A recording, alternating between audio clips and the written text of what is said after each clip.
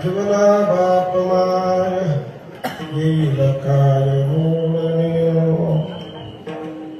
उत्कंठित झाले मन हिची खून किती आठवला बाप माय येईल काय मूळने तुका म्हणे कामावारी तुका म्हणे कामावारी आळस घरी करवेना आठवला बाप माग येईल काय मूळने काहीतरी करा बरोबर करा विठ्ठल विठ्ठल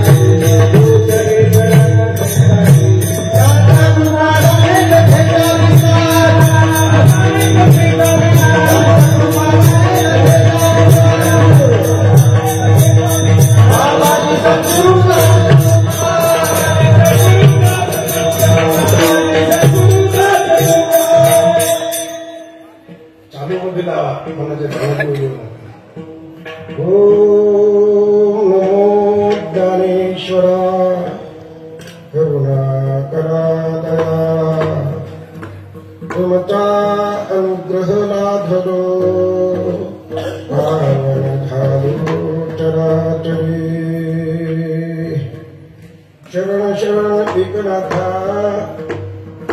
पायी माथा ठेविला नका पाहू गुणदोष झालो दास पायाचा दयांते केली आस्वर होय सकळ विद्यांते अधिकर एची वंदू श्री चरण श्री गुरुंचे चिन्हे कुमटती अंगी शकुना जोगी उत्तम आठवला बाप माय येईल काय मूळने प्रस्तुत स्थळी प्राप्त प्रसंगी सालाबाद प्रमाणे चालू असलेला अखंड हरिनाम सप्ताह जगद्गुरु श्री तुकाराम महाराज वैकुंठ गमन सोहळा त्यानिमित्ताने चालू असलेला हा सुंदरसा उत्सव जगद्गुरु श्री तुकोबारायांची अभंगवाणी अर्थात गाथा पारायण सोहळा समस्त गावकरी मंडळी भरडी मोठ्या आनंदाने उल्हासाच्या वातावरणामध्ये पवनसूत हनुमंतरायाचं मंदिर आहे, रामचंद्राचं मंदिर आहे, पलीकडे पांडुरंगाचं मंदिर आहे. या पांडुरंगाच्या या सर्व मंदिराच्या प्रांगणामध्ये गेली अनेक वर्षापासून चालू असलेली उत्सव परंपरा परमपूज्य प्रेमादरणीय वैकुंठवासी रंगनाथ महाराज प्रभुनीकर परमपूज्य प्रेमादरणीय श्री गुरु किसन महाराज साकडे सर्व वारकरी संप्रदायातील अधर्यू मंडळी या सर्वांचं मार्गदर्शन आशीर्वाद आपल्या उत्सवाला आहे. अतिशय उत्सव चांगला आहे. सर्व गावकरी मंडळी या उत्सवामध्ये सामील असतात आणि सर्व गावकरी मंडळी सालाबाद प्रमाणे श्रवण करण्याकरता महाराजांच्या इच्छेवर नसतात, त्यांच्या इच्छेवर महाराज ठेवावा लागतो. आता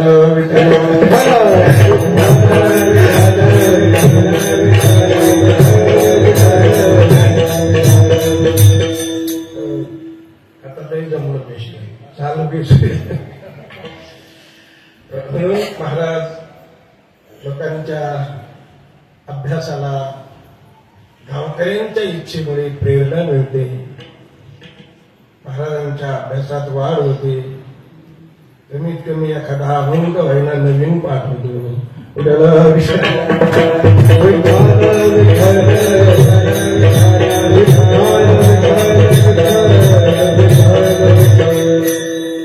अतिशय सुंदर वातावरण आहे. श्री जगद्गुरु तुकोबारायांचा विजेता उत्सव आणखी 2-5 दिवसांनी शांती ब्रह्म एकनाथ महाराजांचा समाधी सोहळा उत्सव श्री क्षेत्र पैठणला भव्य दिव्य स्वरूपामध्ये वारकऱ्यांची मांदियाळी पोहोचत आहे. त्या पोहोचणाऱ्या मांदियाळीमध्ये अनेक संत मंडळी वाटचाल करीत आहे. त्यामध्ये माझे परमश्री हरिभक्तीपरायण परमपूजनीय अतिशय वारकरी संप्रदायाच्या दृष्टीने सुसंबद्ध अभ्यास त्यांच्या जीवनामध्ये आहे अशी महाराज हरिभक्तीपरायण रामप्रसाद महाराज मुंडे अतिशय सुंदरशी वारकरी शिक्षण संस्था त्यांच्या आश्रमाच्या माध्यमातून ते चालवित आहेत. दिंडी चालवतात, अनेक विद्यार्थ्यांना घडवण्याचं कार्य करतात. धर्म संयोगाने सालाबादप्रमाणे दिंडीचा मुक्काम विजेच्या दिवशी आपल्या गावात असतो. महाराजांनी इथे चातुर्मास केलेला आहे. सामान्य सर्व समाजाचा गावकऱ्यांचा त्यांचा जवळचा परिचय आहे. त्यांचे हरिभक्तीपरायण बुद्धरू महाराज यांच्याकडे दिंडीची व्यवस्था बरोबर दिंडीची व्यवस्था आहे. दिंडी विश्रांती करता थांबलेली आहे. तरी दिंडीतील काही भगवत भक्त मंडळी, श्रवण प्रेमी मंडळी आणि पूज्य महाराजजी आपल्या समोर येऊन बसलेले आहेत. महाराजांची उपस्थिती आहे. आपल्या गावातील बहुश्रुत श्रुत वर्ग आहे. ज्ञानेश्वरी गाथा भागवताचं चिंतन करणारी मंडळी आहे. डोळे नव्हे त्याच्याही पुढे माऊलीचं अतिशय सुंदरस वाङ्मय अर्थात अमृत अनुभव अंगदेव 65 आदी करून दाडोबाराच्या गूढ तत्वज्ञानाचा सखोल चिंतन करणारा वर्ग आपल्या गावामध्ये आहे. त्याचप्रमाणे वेदांताचे अनेक ग्रंथ आहेत. त्यामध्ये विचारसागरादी ग्रंथ, पंचदशी आदी करून अनेक ग्रंथाचं चिंतन आपल्या गावामध्ये सातत्याने होत आहे. ज्ञानाची ज्योत सातत्य राहत आहे आणि ती जीवत राहण्याकरता त्याला पुन्हा पुन्हा तेल घालायचं काम आमचे मदन महाराज करीत आहे.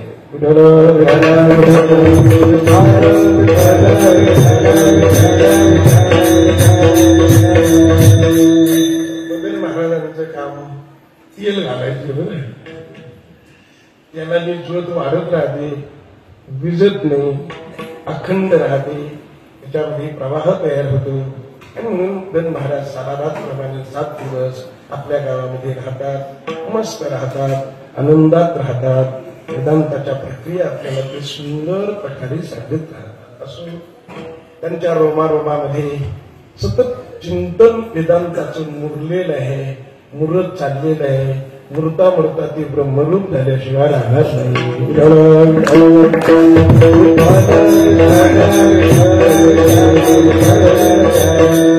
ब्रह्मभूत काया ब्रह्मभूत तुम्ही होणार आहात नाही, तुम्ही आहेतच. होणार आहे म्हणणं तुम्हाला सहनच होत नाही.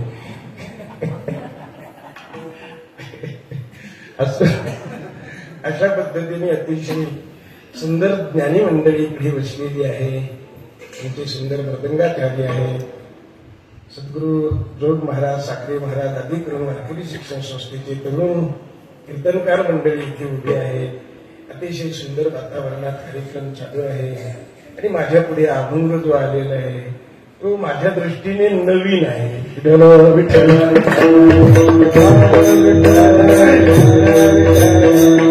माझ्या काही चांगला पाठ नाही, निर्याण प्रकरणातला अभंग आहे. निर्याणाचा अभंग यावर्षी गावकरी मंडळीने ठरवलं. ज्यांनी ठरवलं ते माझ्यापर्यंत आले होते, मला विचारायला आले होते कोणत्या अभंग हा. मला काही इथं दिसत नाही, ते दुकडे गेले. हाय मागं राहून चांगले कामं करून घेते.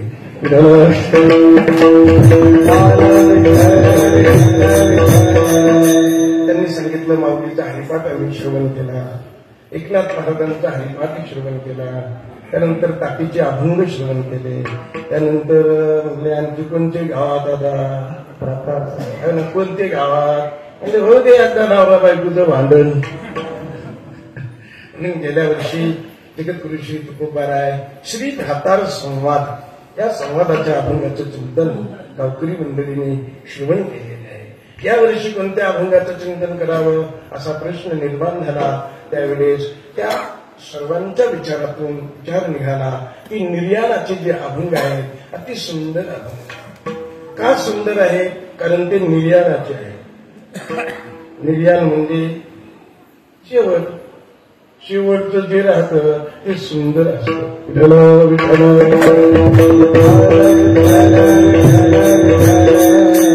महत्वाचं राहतं. तुम्हाला हे याच्यातलं नाही समजायचं, पण तुमच्या संसारातलं समजतं की नाही. तुम्हाला जर 4 मुलं राहते तर कोणतं चांगलं राहतं? माय बाप्पाला राहायला पसंत करते. बहुतेक शेवटचं नारळ आहे की नाही, म्हणजे शेवटच्या मध्ये पसंती राहते. मायबाप त्यांच्यातच जास्त राहतात. मोठा किती म्हणला मायात राहा तरी ती येतच नाही तिकडून. काय भानगड ते नैसर्गिक प्रक्रियाच म्हणा त्याला एक. पण सामान्य रूपाने माणसं लहानाला जवळ करतात, त्याचा आश्रय करतात, त्याच्या घरची कामं करतात, त्याला चांगलं म्हणतात. ते कसंही वागलं तरी त्यालाच गोड करतात. मी हे कशाकरता सांगितलं? शेवटचं जे राहतं त्याच्यावर सामान्य जनतेचं प्रेम राहतं. मी हे कशाकरता सांगितलं की श्री तुकोबारायांचे जे हे अभंग आहेत हे अभंग निर्याण प्रकरणातले आहेत, म्हणजे महाराजांच्या जीवनातले शेवटचे अभंग आहेत. आणि शेवटचे म्हणजे अतिशय परिपक्व जीवनातले अभंग आहेत, सुंदर जीवनातले अभंग आहेत. सुंदर जीवनातले म्हणजे आपल्याला तुकोबारायांच्या भाषेतच बोलायचं ठरवलं. विकलिया शेंदे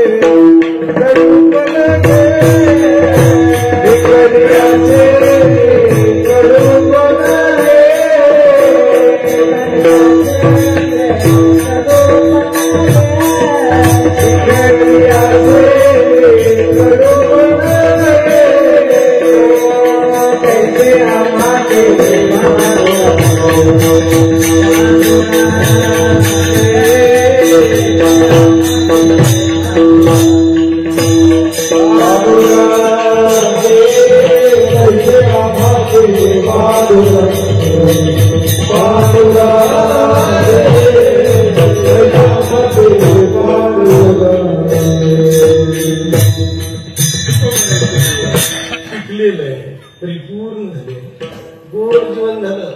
महाराजांच्या जीवनातली परिपूर्ती आणि असे अनेक अभंगातून दिसून येते.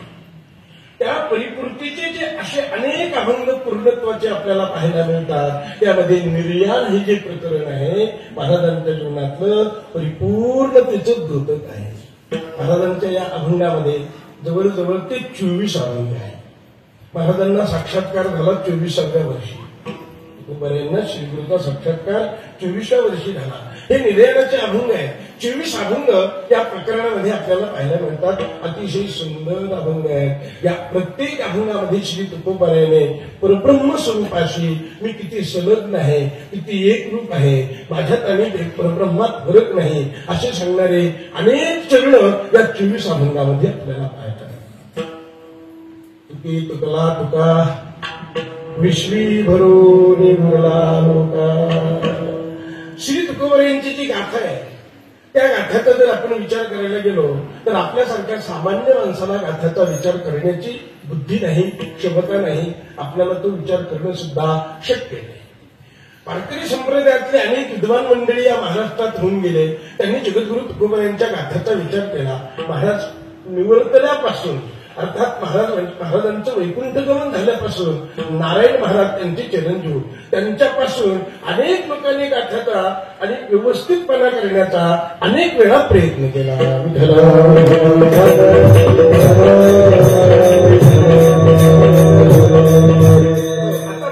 प्रयत्न करणारी अनेक मंडळी होऊन गेले आणि म्हणून त्या गाथाचा क्रम लावण्याचा अनेक लोकांनी विद्वानाने प्रयत्न केला.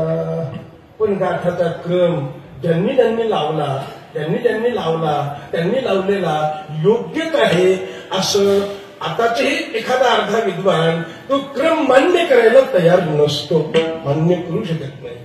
का करू शकत नाही? कारण एका काळामध्ये अनेक जरी विद्वान असले तरी ते अनेक विद्वान एक क्रम मान्य करायला तयार नसतात. उदाहरणार्थ आता सध्याच्या काळामध्ये आळंदी पंढरीतल्या मंडळीने, पंढरीतली जी मंडळी गाथा सांगतात किंवा पंढरीमध्ये गाथाचं चिंतन करणारी जी मंडळी आहेत त्या सर्व मंडळीने दिवडीकराच्या गाथाला अग्रक्रमांक दिला, दिवडीकराचा गाथा मान्य केला आणि त्या गाथाला अनुसरून चिंतन चालू आहे.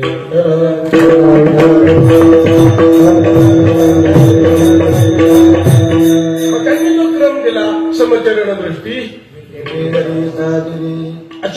अनेक वेगळे क्रम दिले. तो दिवडीकराचा गाथा अतिशय प्रसिद्ध झाला. अनेक वारकरी लोकांनी, अनेक फुलकऱ्याने तो स्वीकारला आणि त्यामुळे अनेक लोकांनी तो स्वीकारला. चला, जगद्गुरु श्री तुकोबारायांचा गाथा सद्गुरु जोग महाराजांनी स्वीकारला. जोग महाराजांनी सुद्धा त्याच्यावर अभ्यास केला, चिंतन केलं. त्यांना जे मिळालं त्यांनी पहिला अभंग सुंदर ते ध्यान उभे विटेवरी करकटावरी ठेवून या, म्हणजे अभंगाचे जे क्रम लावले जोग महाराजांनी वेगळे लावले. आणखी महाराष्ट्रामध्ये अनेक लोक झाले, साधू संत झाले, यापेक्षा आणखी संशोधक लोक पण झाले. त्यांनी पण वेगळे क्रम लावले आणि त्या क्रम लावित असताना महाराजांचे अभंग संग्रहित करणं, एखाद्या प्रकरणात बसवणं हे थोडं अवघड झालं. बघा, याच प्रकरणामध्ये अभंग आहे. तुम्ही सनकादिक संत भविता कृपावंत गरुडाचे पायी देवी वेळाडोळी. किती सुंदर दोन अभंग आहेत. निर्याणपूर प्रकरणातले आहेत. पण निर्याणपूर प्रकरणातले जर हे अभंग असतील तर सकाळी काकड्याच्या प्रकरणात आणि पहिल्या बालिकेत का घेतले असेल?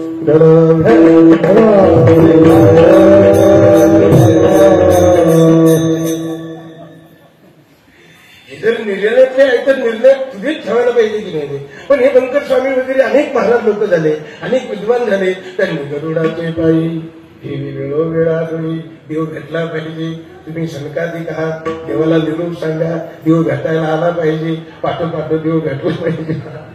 म्हणजे देव भेटी करता, विनंती करण्याकरता, प्रार्थना करण्याकरता अशी सुंदर अभंग आपल्या वारकरी संप्रदायातल्या मागच्या पिढीने इकडचे तिकडं, तिकडचे इकडं, इकडचे तिकडं अभंग आणि भजनामध्ये स्वीकारले. म्हणून वेगळ्या पद्धतीने अभंग स्वीकारल्यामुळे श्री तुकोबारायांच्या गाथ्यातले निर्याणाचे अभंग 24 आहे का अधिक आहे? कारण तुकोबाराय म्हणत असतील तुकी तुकला तुकला तुका तुका हुनी निराला, असं जर तुकोबाराय म्हणत असतील तर दुसऱ्या अभंगात तुकोबाराय म्हणतात अनुरेनुया थोकडा तुका आकाश एवढा. मग तुकोबारायच्या अभंगात आकाश एवढा म्हणत असतील तर तो अभंग निर्याणात आहे की नाही? म्हणजे अनेक प्रश्न आहेत. जास्त डोकं लावण्यात मजा नाही.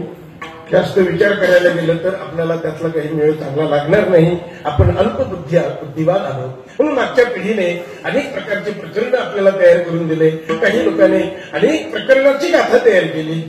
पंढरीपर, स्तुतीपर, मागणीपर, शब्दपर, उपदेशपर, अनेक प्रकारचे अभंग असे ते निवडून काढले. श्री तुकोबारायांनी अभंग निवडून लिहिले का? प्रकरणवार लिहिले का?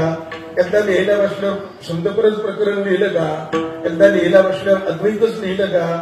याचा निर्णय आणखी कोणालाही व्यवस्थितपणाने सांगता येणार नाही.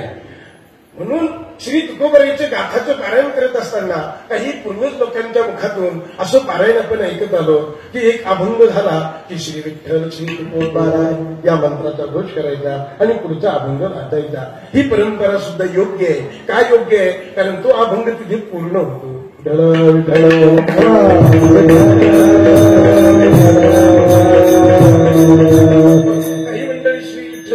घेत नाही, सरळ अभंग झाला की दुसरा वाचित राहतात. म्हणजे महाराजांच्या अभंगाचा विचार करायला प्रसंगाला आपण गेलो तर महाराजांचे अभंग नेमके महाराजांनी कसे लिहिले, म्हणजे प्रकरण वहीच लिहिले का अगदी स्वतंत्र लिहिले, या पद्धतीने आपल्याला विचार करता येणार नाही. पण एवढा विचार मात्र नक्कीच करता येतो, जसे जसे प्रसंग तुकोबराईच्या पुढे प्राप्त झाले तशा तशा प्रसंगाला अनुसरून अभंग लिहिले. ज्ञानेश्वरी म्हणजे श्रीमद भगवद्गीतेची टीका आहे. एकनाथी भागवत म्हणजे एकादश स्कंदाची टीका आहे. अनेक ग्रंथ आपल्याला टीकात्मक पाहायला मिळतील, काही ग्रंथ प्रकरण ग्रंथ म्हणून पाहायला मिळतील, आणि वेगळ्या वेगळ्या प्रकारचे ग्रंथ पाहायला मिळतील. त्यामध्ये जगद्गुरु श्री तुकोबरायांच्या वाङ्मयामध्ये एकच वाङ्मय तुकोबरायांचे आहे, अर्थात तुकोबरायांची गाथा. आणि या गाथ्यामध्ये 4 वेदाचं सार आहे, 18 पुराणाचं सार आहे. महाराजांनी सगळं स्पष्ट लिहून ठेवलेलं आहे की पाहिले पुराणे भागवले दर्शने, म्हणून सगळ्या दर्शनाचा विचार, पुराणाचा विचार, अनेक अशा प्रकारचा वेदशास्त्राचा विचार, सर्व काही त्या उपनिषद श्री तुकोबरायांच्या या गाथ्याला पूज्य दांडेकर बाबा अधिक करून विद्वान मंडळी त्यांचा वेदाचा आणि गाथ्याचा अभ्यास आहे, उभयता त्यांचा अभ्यास आहे, अशा लोकांनी सांगावं की गाथा म्हणजे तुकोपनिषद आहे. म्हणून अतिशय सुंदर असणारी तुकोबरायांची गाथा, त्या गाथ्यातलं निर्याण परत प्रकरण आपल्या इथे चालू आहे. त्या प्रकरणातला अभंग माझ्या पुढे आज उपस्थित आहे. आज जगद्गुरु श्री तुकोबरायांचे वैकुंठ गमन सोहळा दुपारी आपण सर्वांनी साजरा केलेला आहे. त्याही वेळेस अशा तुकोबरायांच्या चरित्राचा विचार, महाराजांचं निर्याण आपण सर्वांनी श्रवण केलेलं आहे. आजचा अभंगच तो असल्यामुळे त्या अभंगाला अनुसरून आपल्याला चिंतन करणं गरजेचं आहे.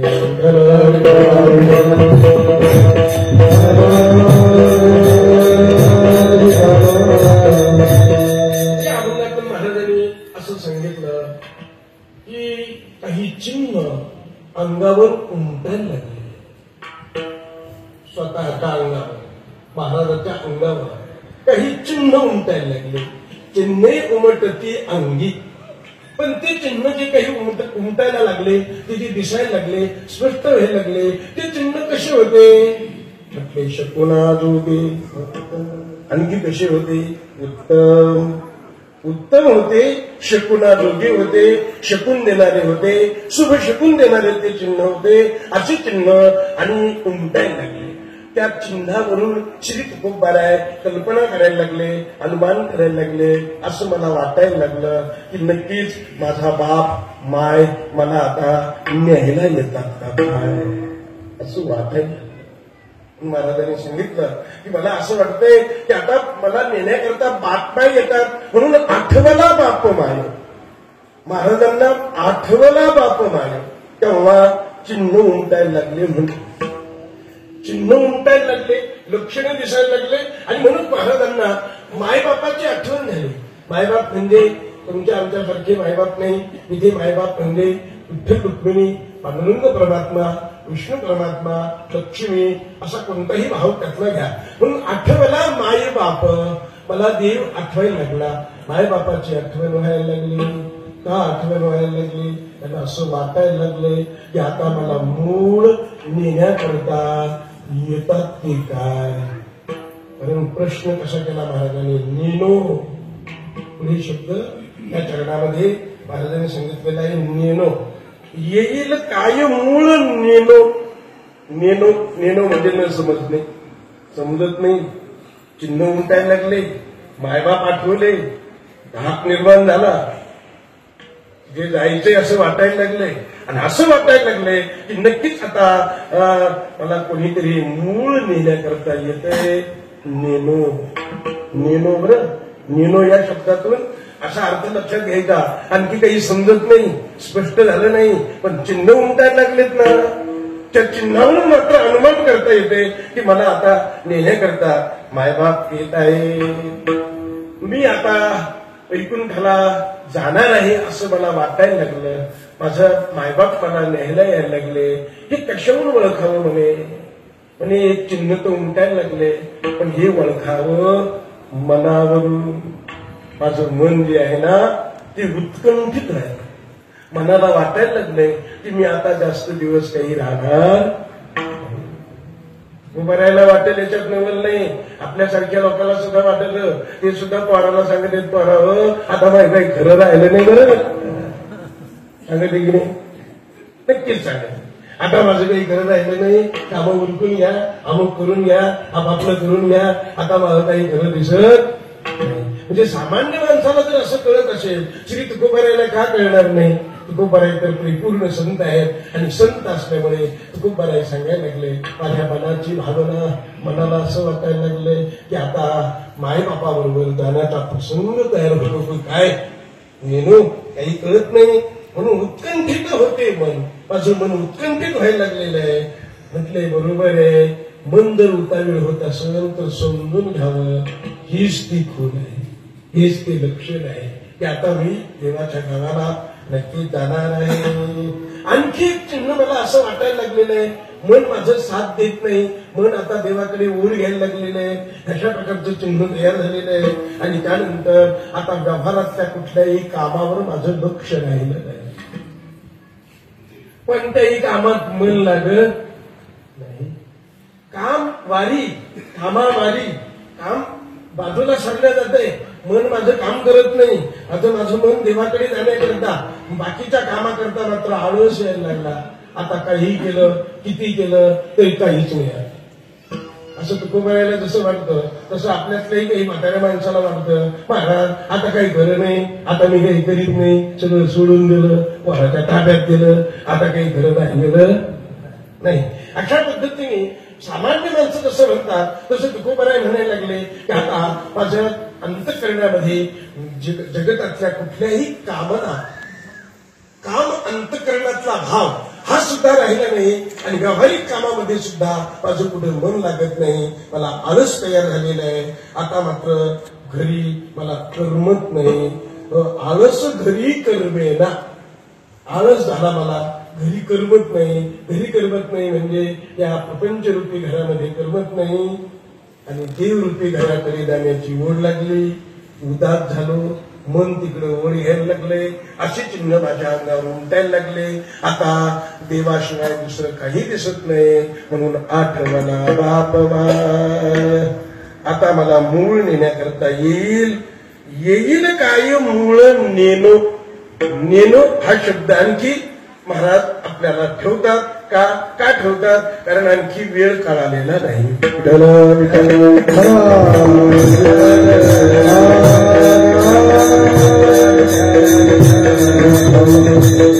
असा या अभंगाचा शब्दशः अर्थ मी आपल्याकडे सांगितलेला आहे.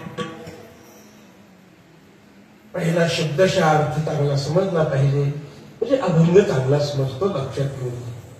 या अभंगामध्ये महाराजांनी काही चिन्ह सांगितले, शकुनाजोगे उत्तम चिन्ह सांगितले. त्या चिन्हामध्ये एक पहिलं चिन्ह सांगितलं, मन उत्कंठित राहायला लागलं, हे पहिलं चिन्ह सांगितलं की मनाला तिकडे जावं वाटायला लागलं. दुसरं चिन्ह सांगितलं, व्यवहारातल्या कामात मन काम करीना, आळस निर्माण झाला, कुठे काही करावं वाटत नाही, आता मला देवापर्यंत जायचे. अशा प्रकारचे 2-3 चिन्ह या अभंगामध्ये तुकोबारायांनी सांगितलेले आहे. आणि म्हणून महाराज म्हणतात नक्कीच असे असे चिन्ह दिसायला लागले. यावरून असं वाटतंय की मला आता देवाच्या घराला जायचे, मला वैकुंठाला जायचे.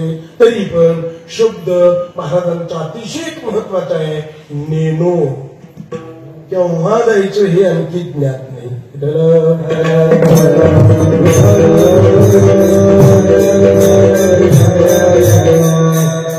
नेनो शब्द सगळ्याच्या परिचयाचा आहे.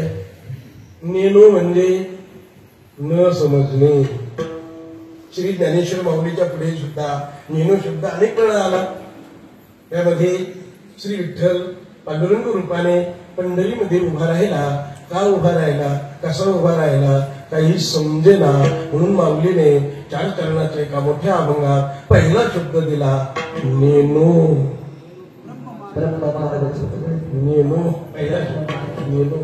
समजत नाही, समजत नाही. नेनो म्हणजे न समजणे. नेनो ब्रह्म मार्ग चुकले, उघडे पंढरपुराशी आले, भक्ते कुंडलिके देखिले, उभे केले विटे बरे. एवढं जाणते माणसं एवढे ज्ञानी ज्ञानोबा आहे, परब्रह्म इथं कसं उभा राहिलं ही सगळी सांगण्याची क्षमता असताना नेणू,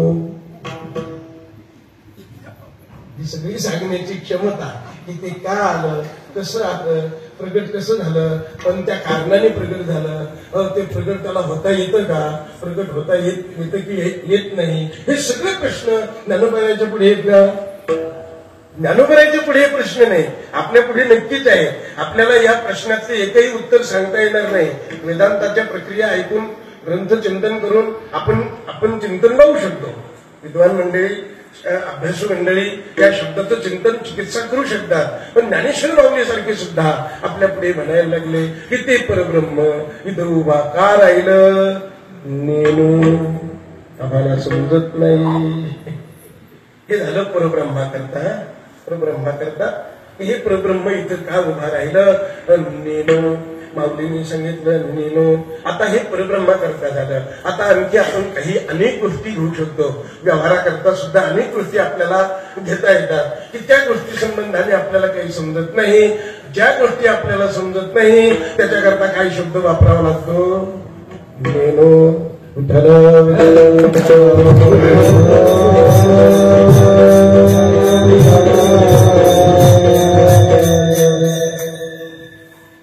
आभाळ आलेले थोडे वेगळे दिसायला लागले.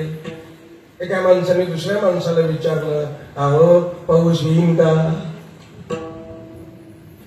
पुढच्या माणसाने सांगितलं, अहो दररोजच येते असा आभाळ. असं सांगितलं ना, दररोज येते म्हणजे येतं आणि जातं म्हणजे मग पाऊस येईन का, नाही यायचा. तरी त्या माणसाला निश्चयाने सांगता येत नाही. त्यामुळे त्याला एक काही शब्द द्यावा लागतो, नेणू. ज्या ज्या गोष्टी आपल्याला निसंदेह समजत नाही, संशयरहित समजत नाही, त्या त्या गोष्टी करता जो दिलेला शब्द असतो त्याचं नाव आहे नेणू.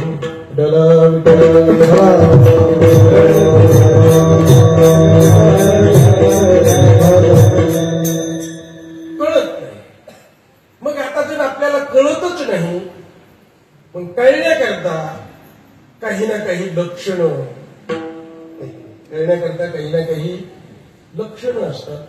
लक्षण कशा करता आहे, कळण्याकरता. लक्षणाची व्याख्या सर्वांना परिचित आहे. आपण सगळे ज्ञानी माणसं आहात. सगळ्याचं लक्षण, कोणत्याही गोष्टीचं लक्षण आहे.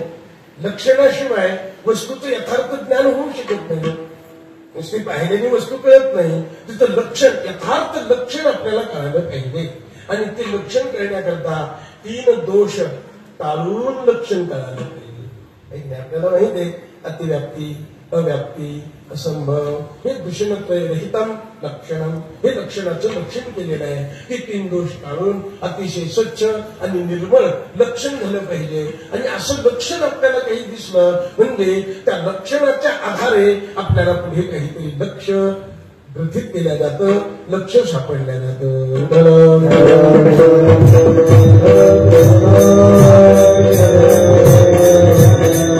आता ब्रह्माच्या बाबतीत लक्षणच नाही, नेणू. ब्रह्माचं काय लक्षण, काहीच लक्षण करता येत नाही. ब्रह्माचं लक्षण करता येत नाही म्हणून शास्त्राने बाकीच्या गोष्टीचे लक्षण केली, त्याच्या अवतीभोवतीच्या वस्तूचे लक्षण केले. त्याच्याबद्दल सांगत राहिलं शास्त्र, निषेध मुखाने सांगत राहिलं. निषेध मुखाने सांगत सांगत सांगत सांगत तिथं उंचलं लक्ष.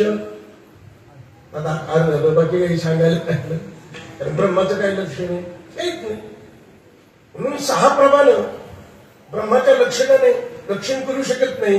प्रत्यक्ष अनुमानाचे शब्द सगळे प्रमाण तुम्हाला माहिती आहेत. हे 6 प्रमाणं तिथपर्यंत नेऊन पोहोचण्याचं काम करतात, पण त्याचं यथार्थ लक्षण काही सांगू शकत नाही. म्हणजे अगदी लक्षणाने तिथे जाता येईल, पण गेल्यानंतर मात्र तदाकारच होता येतं, सांगायला शिल्लक राहत नाही. म्हणून परब्रह्माचं लक्षण करता येत नाही. दृश्य पदार्थ जेवढे जेवढे जगातले आहेत ते सगळे पदार्थ समजण्याकरता हे 6 प्रमाणाचा उपयोग करता येतो.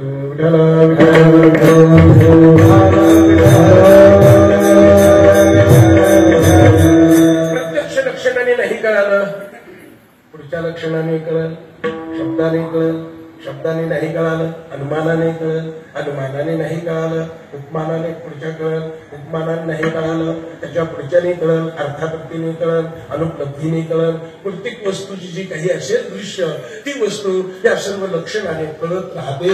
आणि ही कळण्याकरता काही ना काही जे लक्षण असावेत. अनुमानाच्या बाबतीत आपल्याला माहिती आहे, अनुमानाचे 2-3 प्रकार पडतात. सूक्ष्म सगळे ते विषय असतात, त्याचे आवर्तन आमच्याकडून होत नाही, त्याच्यामुळे आमच्या महाराष्ट्र ध्यानात राहते.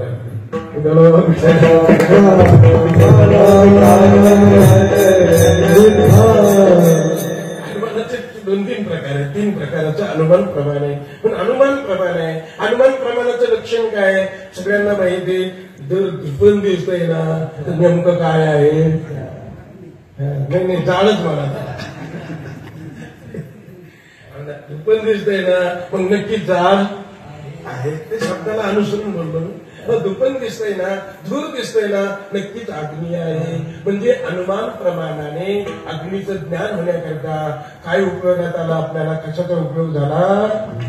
अनुमान प्रमाणाचा अर्थात त्या दिसणाऱ्या दृश्य दुखण्याचा उपयोग झाला. दुखण्यावरून आपल्याला ते कळून आलं. तसं अनेक गोष्टी आपल्याला मुळातून कळत नाही, तरी पण लक्षणं दिसल्यावर नक्कीच मुळाशी जाता येतं.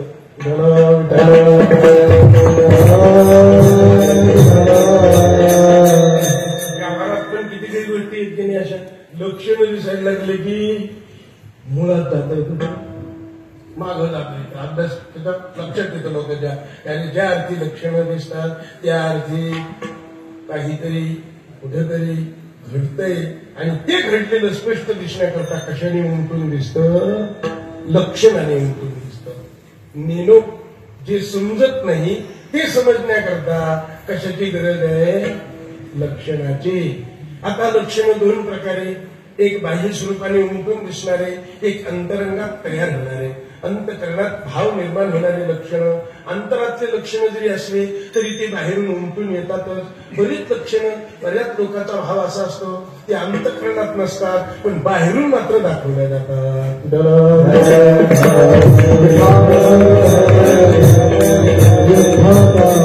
नुसते बाहेरून दाखवलेल्या लक्षणाने मनुष्य साधू होतो का?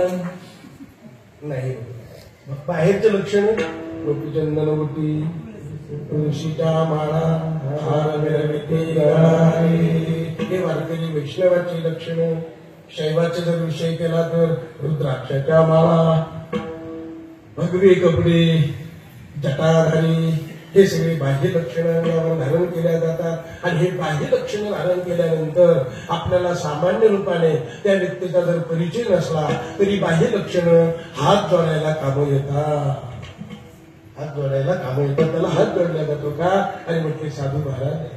बाह्य लक्षणाने दिसतोय ना मग साधू महाराज आहे. मग बाह्य लक्षणं सुद्धा व्यवहाराकरता महत्वाची आहे. बाह्य लक्षणाहून आपल्याला काही खूण कळते. म्हणून अशा पद्धतीने अंतरातली लक्षणं अतिशय महत्वाची असतात. अंतराचे लक्षणं लवकर दिसत नाहीत, पण जे कोणी अतिशय अंतराच्या लक्षणाने परिपूर्ण झालेले आहेत त्यांचे अंतरातले चिन्ह बाहेर उमटल्याशिवाय राहत नाही. सर्वांच्या प्रमाण पाठ आहे. अंतरीचे धागे स्वभाव घरी घरी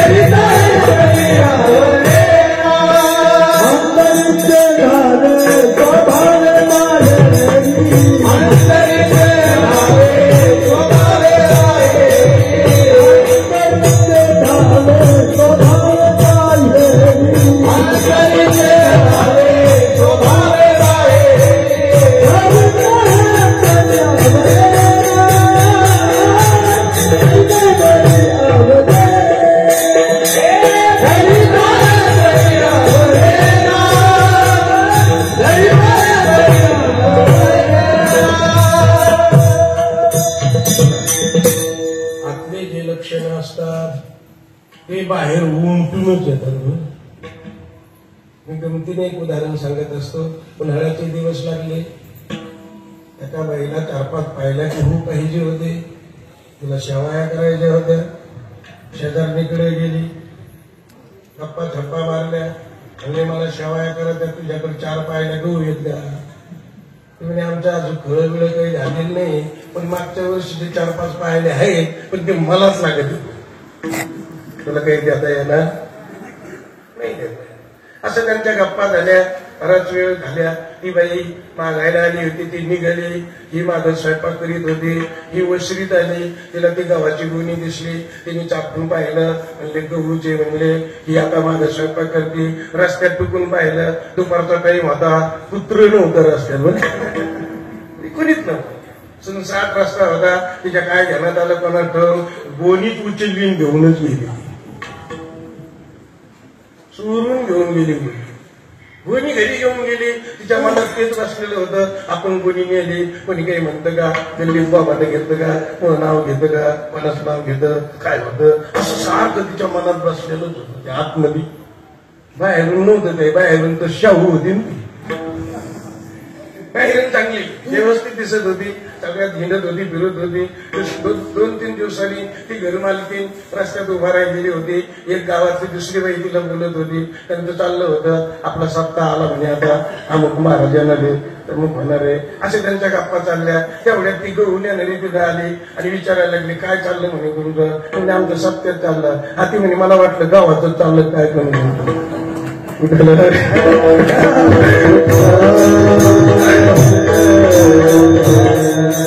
ध्यानात आलं की हे चिन्ह उमटलं की नाही, हे आतलं चिन्ह होतं. बाहेरून तर शाहू दिसत होती, गोड दिसत होती, पण आतल्या आतून काय भरलेलं होतं की मी चोरलेलं आहे आणि मला कोणी पाहिलं नाही, कोणी नाव घेतंय का, मला काही बोपाटा होतो. हे असं आतून भरलेलं होतं आणि आतून भरलेलं असल्यामुळे ते बाहेर पडल्याशिवाय राहिलंच नाही. म्हणून आतलं जे चिन्ह राहतात ना, ते हळूहळू हळूहळू बाहेर पडते. बरोबर, आपण किती चांगलं वागा, पण एखाद्या दिवशी का व्हायला ते उघड होतं. म्हणजे अरे हे तर बसलं काम.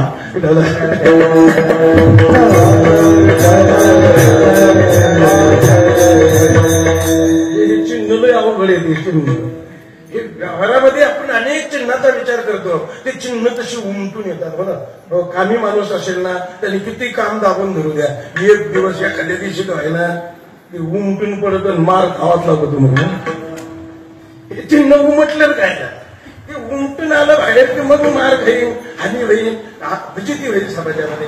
म्हणून कामाचा विकार असू द्या, क्रोधाचा विकार असू द्या, लोभाचा विकार असू द्या, मोह असू द्या, मत्सर असू द्या, दंभ असू द्या, जे जे काही आत भरलेलं असतं ते कधी ना कधीतरी बाहेर उमटून आल्याशिवाय राहत नाही. आणि बाहेर उमटून आल्यावर लोकांना कळतं का अगोदरच कळतं? हा, उमटून आल्यावरच कळतं. हे सगळं उमटलं पाहिजे, स्पष्टता त्याची झाली पाहिजे. लहान मुलगी असते, श्री ज्ञानेश्वर पावले ज्ञानेश्वरीमध्ये वर्णन करतात की लहान मुलगी असते, ती लहान मुलगी लहान असते, संतती होण्याची व्यवस्था तिच्या शरीरात नसते. पण ज्या वेळेस जशी जसं तिचं वय वाढत चालेल आणि मग वय वाढल्यानंतर ती वयात आल्यानंतर तिचे अवयव तसे स्पष्ट रूपाने दिसायला सुरुवात होतात.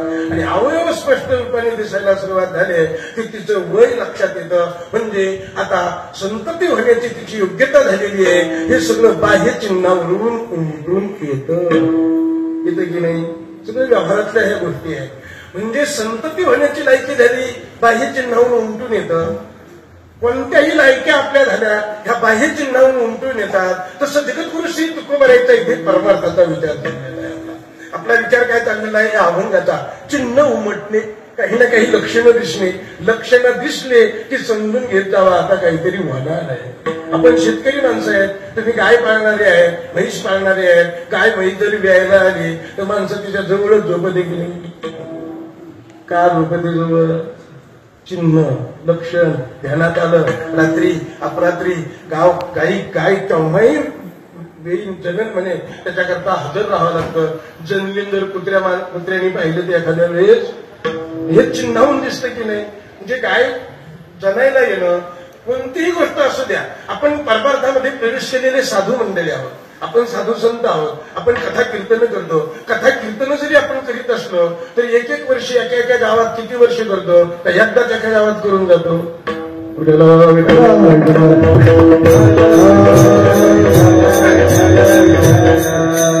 एकदाच एका गावात जर करून गेलो आणि पुन्हा गावकऱ्यांनी जर बोलिलच नाही तर समजून घेत गावात जो काही चिन्ह उमटलेले, चिन्ह उमटलेले नाही. चिन्ह उमटलेले कशावरून समजून घेत जावा की गावकऱ्यांनी कितीही वेळा श्रवण केलं, कितीही वेळा ऐकलं तरी गावकऱ्याला त्या व्यक्तीचा कंटाळा कधीच येऊ नये समजत जावं. या व्यक्तीमध्ये साधुत्वाचे चिन्ह उमटले.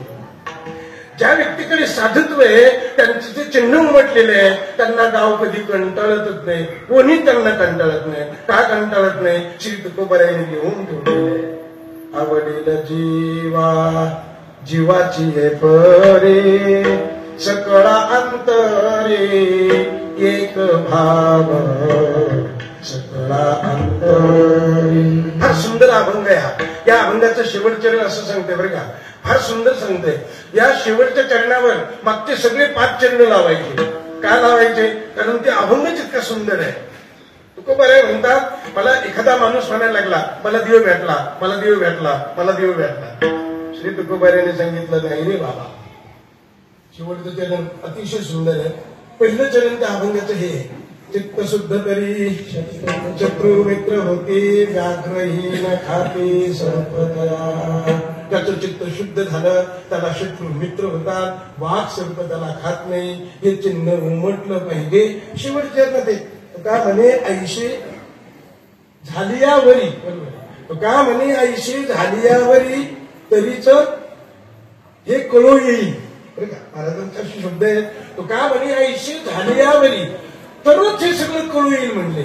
म्हणजे तुम्हाला देव भेटला की नाही, प्रत्यक्ष देवाने दर्शन दिलं असा जर एखादा माणूस म्हणत असेल आणि त्याच्या जीवनामध्ये हे मागच्या 5 चरणाच्या प्रक्रिया घडत नसतील तर त्याला तो देव दर्शन झालं हे म्हणणं त्या म्हणण्याला काही अर्थ नाही.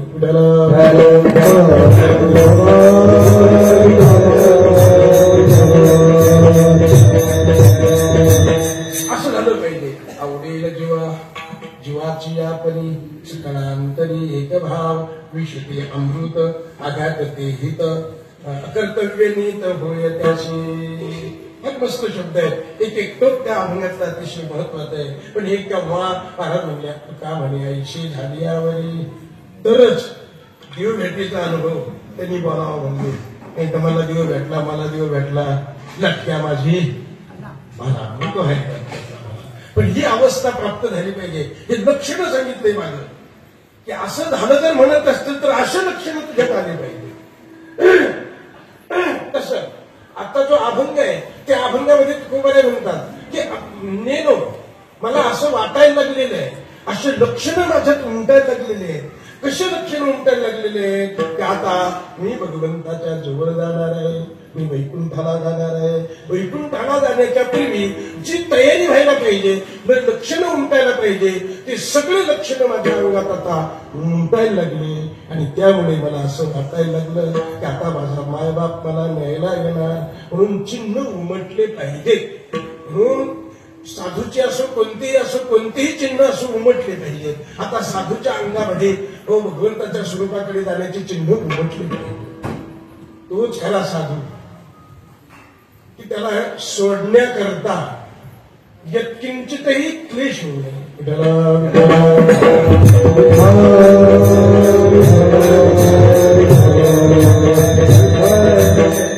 म्हणून साधू हे सहज सोडू शकतात आणि तुमच्या आमच्यासारखे सहज सोडू शकतात. एक गमतीचं उदाहरण तुम्ही ऐकलेलं असेल. एक संन्यासी आपल्या गावाकडे आला फिरत फिरत. जुना मित्र भेटला, शाळेमध्ये बरोबर होते.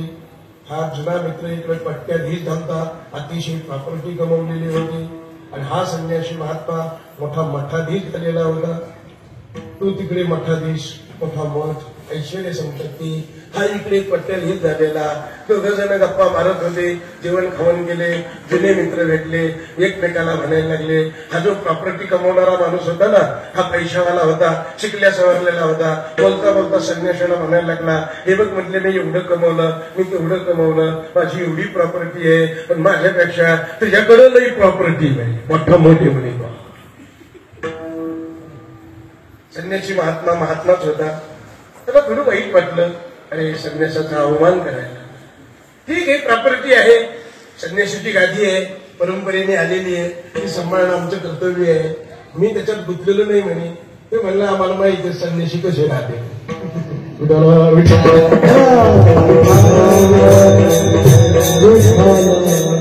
प्रॉपर्टीवाली लोक संन्यासाला काही महत्व देत नाही. म्हणजे आपल्याकडे गाडी आहे, बाबाकडे गाडी आहे, बाबा हेलिकॉप्टर नाही, तो आपणही हेलिकॉप्टर नाही, काय त्याच्यात नाही. रामदेव बाबाला सुद्धा हे फॅक्टरीवाले लोक काही महत्व नाही देते. मोठमोठ्या लोक येत नाही, त्यांना काही वाटत नाही, त्याचं त्याग वाटत नाही, त्यांची खाली वाटत नाही, त्याच्याबद्दल त्यांना काही महत्व नाही. का? कारण त्यांना संपत्तीचा अभिमान राहतो. पण हा संन्यासी होता, अगदी सुंदर त्यागी विलागी वृत्तीचा संन्यासी होता. त्याने सांगितलं संन्यासीने, अरे बाबा तुझ्याकडे जरी प्रॉपर्टी आहे, माझ्याकडे जरी प्रॉपर्टी आहे, प्रॉपर्टी दोघांकडे आहे, पण दोघांमध्ये फार मोठा फरक आहे. मला काय फरक आहे? तुमच्याकडे सगळे, माझ्याकडे सगळे, माझ्याकडे तुमच्यात काय फरक आहे? संन्यासी महात्म्याने सांगितलं, काही हरकत नाही, ठीक आहे म्हटलं, उद्या आपण थोडे बाहेर जाऊ म्हटले कुठेतरी, आणि जाऊन मग पुढचं तुला सांगतो म्हणे, त्याचं उत्तर देतो. पण अशा पद्धतीने साधूने सांगितलं. तो म्हटलं ठीक आहे, तुमच्या बरोबर येतो मी, पण माझ्या मागे फार कामं आहेत, 2-3 तासात मागे यावंच लागत नाही आलो ते सगळं पांगून जाईल. गृहस्थी लोक नाही आलो तर म्हणे सगळं पांगण म्हणे, तुमचे उद्योग धंदे सगळे. महात्म्याने सांगितलं ठीक आहे बाबा, पुढे काय व्हायचं ते होते, चल माझ्या बरोबर चल. महात्म्याने अगदी त्या घरून महात्मा त्याला घेऊन निघाला, आणि निघाल्यानंतर त्यांचा प्रवास सुरू झाला. कसा तरी बळत त्याने एक दिवस दम धरला. कोणी गृहस्थीला त्याने एक दिवस बळत दम धरला. महात्मा म्हणायला लागला ठीक आहे, आणखी आपल्याला 8 दिवस. तो म्हणला 8 दिवस नाही, 5 दिवस नाही, चाललो म्हणे मला. महात्म्याने सांगितलं तुझ्यातून माझ्यात एवढाच फरक आहे.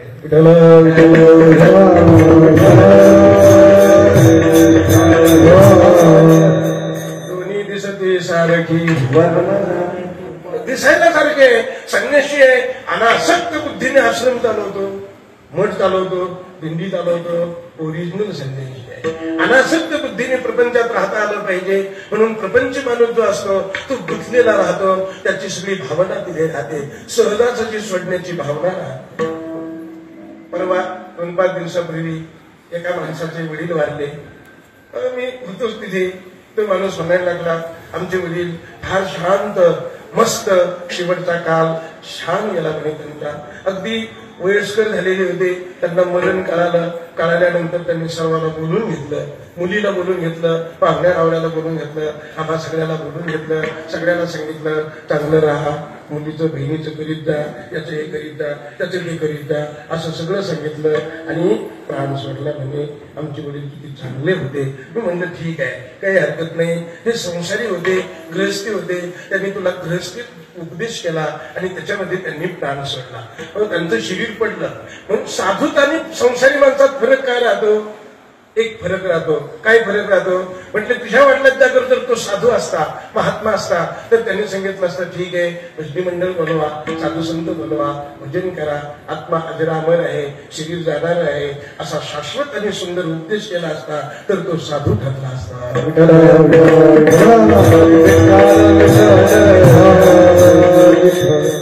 माणसं काय सांगते, हेच सांगते, आणि सुखाली मेला काय, कुठं कसाही मेला तर कुठला मिळेल. आत्मज्ञानाविना मिळा, ब्रह्मज्ञानाविना मिळा, काही उपयोग नाही. म्हणून साधू कसा म्हणावा, सगळ्याला समजून सांगावं, अरे चला आता काही शिल्लक नाही, दिंडी घ्या, भजन करा, आत्मा अविनाशी आहे, देव नित्य आहे, जग नश्वर आहे, जगाच्या नादी लागू नका, अशा प्रकारचा ब्रह्मज्ञानाचा उपदेश करावा आणि सगळ्याला घेऊन दिंडी घेऊन जावं. गोदावरीमध्ये जावं, सगळ्याला म्हणावं भजन करावं, मग मस्त कमरा एवढ्या पाण्यात उभा राहावं, गंगेमध्ये उडी द्यावी आणि आपलं शरीर गोदावरीला समर्पित करावं, असा साधू असावा.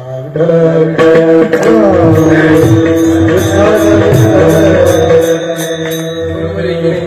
असं कोणी केलं? एकनाथ महाराजांनी केलं. काय कमी होतं? श्रीमंती, जागीरदार, 1000 एकर जमीन, 2 पोरी, 1 वर्ग, काहीच केलं. आपल्यासारखा एवढा श्रीमंत जर आपण असतो तर आपण काय म्हणलं असतं? गंगेत घेऊन चला, कसा संभाजीनगरला मोठ्या हॉस्पिटलला न्या. आपण म्हणलं असतं अरे विमान बोलवा मुंबईला घेऊन चला, कसं करा मला वाचवा वाचवा वाचवा, असंच बोलत असतं. आपण सांगितलं असतं असं.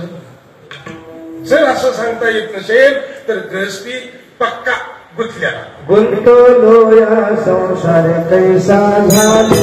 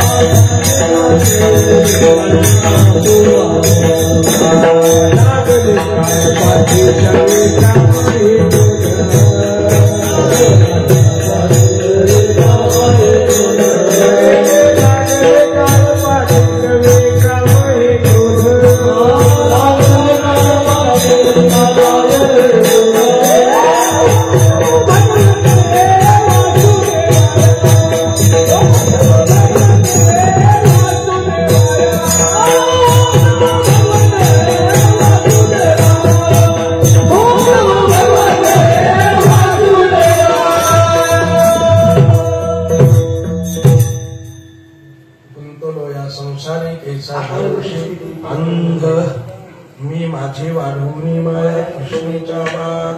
काय सुंदर शब्द आहेत. एक एक शब्द किती मोलाचा आहे, अतिशय. आपला विषय चाललेला आहे की या संसारात आपण गुंतून जातो, या मायामोहामध्ये आपली वृद्धी होऊन जाते आणि त्यामुळे आपण त्यामध्ये गुंततो. मरणाचे चिन्ह जवळ आल्यानंतर संसारातला आसक्त जो माणूस असतो तो चिन्ह उमटले तरी संसारातच गुंततो. श्री जगद्गुरु तुकोबाराय साधू संत चिन्ह उमटले आणि उमटलेल्या चिन्हामुळे भगवंताकडे पाहून बोलतात की आता मला असं वाटतं देव न्यायला येईल. आणि आपल्यासारख्याला कोण न्यायला येईल असं म्हणतो आपण, देव न्यायला नाही असं म्हणत नाही. आपल्या माहेराला जायचं. माहेरात किती आनंद राहतो, माहेरात आनंद असतो. सगळ्याला माहितीये माहेरात आनंद राहतो. सगळ्यांनी ठरवलं पंढरी काय आपलं माहेर आहे. खरंच कोणाला तिथं जाऊन राहा वाटत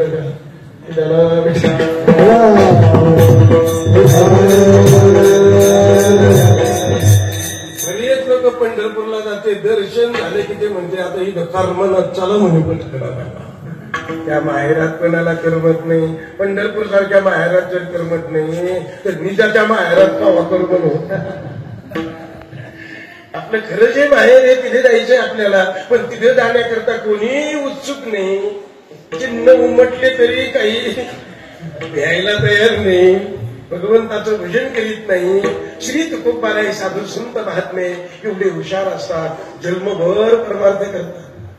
आणि जन्मभर परमार्थ केल्यानंतर श्री तुकोबारायला कळून चुकलं की आता माझ्या अंगावर चिन्ह उमटायला लागले, मला शुभ शकून व्हायला लागले. पहा, मरण जवळ आलं म्हणजे शुभ शकून व्हायला लागले असं म्हणू का आपण म्हणलं आता काही खरं दिसत. आपण घाबरून जाऊ. मरणाला जो घाबरतो तो सामान्य जीव आहे, मरण जो जिंकतो तो संत आहे.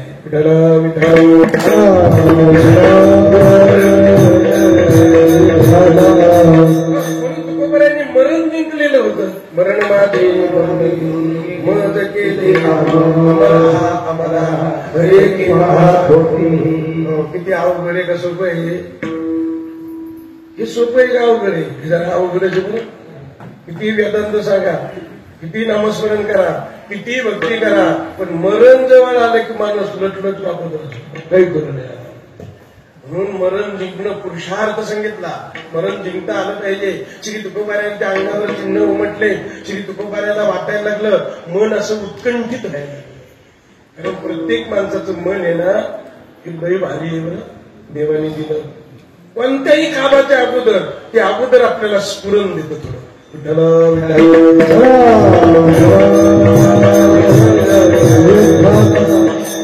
कोणतंही काम करा तुम्ही कोणतंही काम करायचे ठरवा, तुमचं मन पहिले तुम्हाला साक्ष देतं.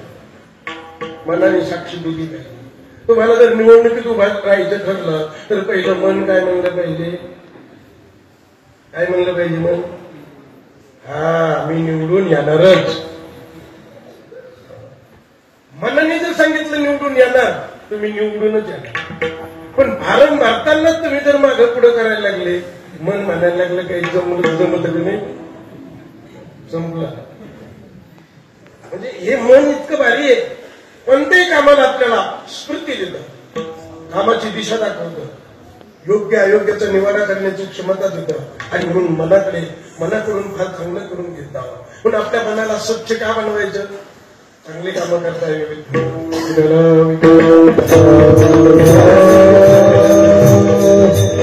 एक गठूळ मनाला चांगले कामं करता येत नाही, ते समजत नाही. त्यांच्या मनात चंचलत्व असतं, ते पटापटा बदलत राहतं. आणि पटापटा बदलल्यामुळे या माणसाला काय ग्रहण करावं ते कळत. म्हणून मन चंचल ठेवायचं नाही, मनाला शांत ठेवायचं. म्हणून कोणतंही काम करायचं ठरलं तुम्हाला, सकाळी आंघोळ करावी, ब्रह्ममुहूर्तावर उठावं, स्नान करावं, देवाच्या पुढे तासभर बसावं, नामजप करावा. आणि मग देवाच्या पुढे प्रश्न निर्माण करावा की देवा, मला अमुक काम करायचंय, करू का नको करू, असा प्रश्न. देवाची मूर्ती पुढे असू द्या नसू द्या, पण तुमच्या मनाला प्रश्न द्या. आणि मन जर म्हणायला लागलं, अरे काही हरकत नाही, उठ तू आता कामाला लाग, तुझं काम झाल्याशिवाय राहणार नाही, नक्कीच काम झाल्याशिवाय राहणार नाही.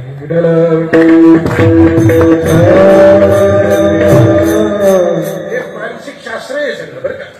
हे मनोवैज्ञानिक लोक जे आहेत, मनाला जाणणारे, मनाचा अभ्यास करणारे, हे बरोबर लोकांचे शुभ अशुभ सांगतात की नाही, शिकून सांगतात, अपशिकून सांगतात. पुढे असं होणार आहे, पुढे कसं होणार आहे, हे आपलं मन आपल्याला साक्ष देत असतं, मन आपल्याला स्फूर्ती देत असतं, मन आपल्याला मागे वळत असतं. सगळं काही गोष्टी मनावरच आहेत. म्हणून तुकोबाराय म्हणतात, माझ्या मनाच्या द्वारे असं मला वाटायला लागलंय, उत्कंठित मन व्हायला लागले, उत्कंठित होते की असं वाटतंय मला की नक्कीच मी आता देवाच्या गावाला जाणार आहे आणि माझा बाप माय मला नेण्याकरता येईल, असं नक्की वाटायला लागलं. असे चिन्ह माझ्या अंगावर उमटायला लागले, मला अशी स्मृती व्हायला लागली, माझा डावा डोळा लावायला लागला, उजवी बाहूस पुरायला लागली. या शिकून अपशिकूनला मानलं पाहिजे.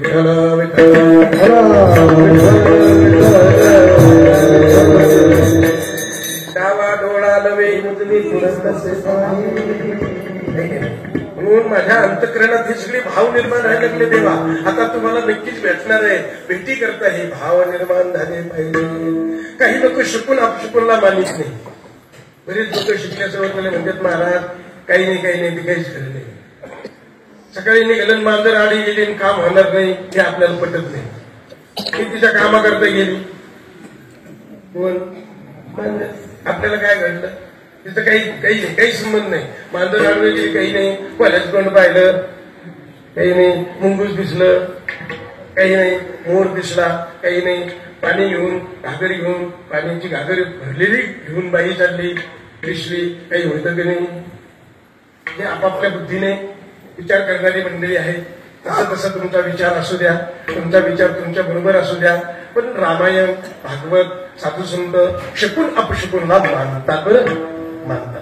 तुमच्या जीवनात अनुभव असतील नसतील, पण आमच्या जीवनात काही गोष्टीचे नक्कीच अनुभव आहे. अशा गोष्टी जर जीवनामध्ये घडत गेल्या तर नक्कीच शिकून शुभ होतात, नक्कीच ते संकेत चांगले असतात आणि त्याच्यामुळे पुढे चांगलं व्हायचंच असतं. म्हणूनच ते चांगलं दिसत असतं.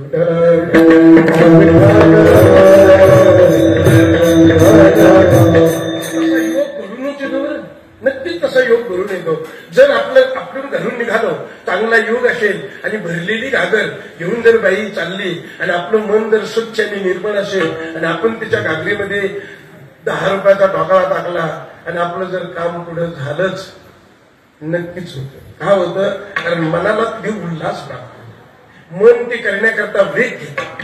हो, म्हणून मुंगूस दिसला, गाय आली यायली, गाईला आपण उजव्या हाताने गेलो, पुढे मंदिर दिसलं, मंदिराला हात जोडून गेलो, संन्यासी महात्मा दिसला. हे सगळे शुभ शकुनाचे लक्षण. आपण चांगल्या कामाला गेल्यानंतर चालल्यानंतर चांगले भेटले पाहिजे, आणि चांगले जर भेटले तर आपलं काम नक्की चांगलं होतं असा आत्मविश्वास आपल्याला पाहिजे, नक्कीच पाहिजे. मांजरीबद्दलचे अनुभव तर माझे 100% अनुभवात आलेले, अनेक अनेक अनुभव आहेत मांजरीच्या बाबतीमध्ये. तुमचे कसे असतील की तुम्ही शोधा, त्याचा अभ्यास करा. ज्या दिवशी तुम्हाला मांजर आडवी गेली त्या दिवशी जरी ते काम झाल्यासारखं तुम्हाला वाटत असलं तरी ते काम झालेलं नसतं, हे 8 दिवसांनी तुम्हाला नंतरही कळू शकतं.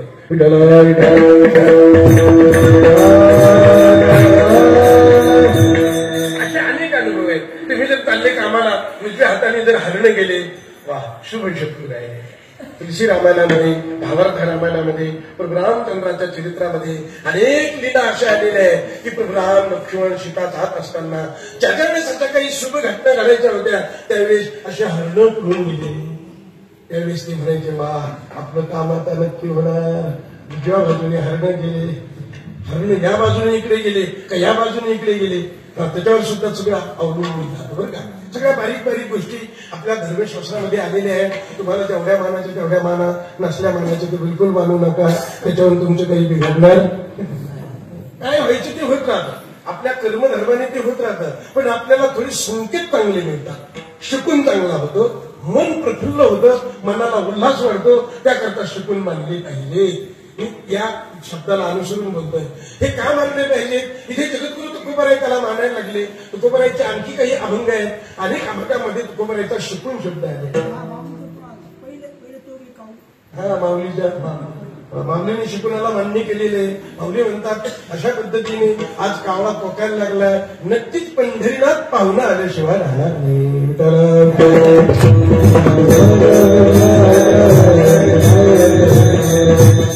म्हणून शिकून झाले पाहिजे.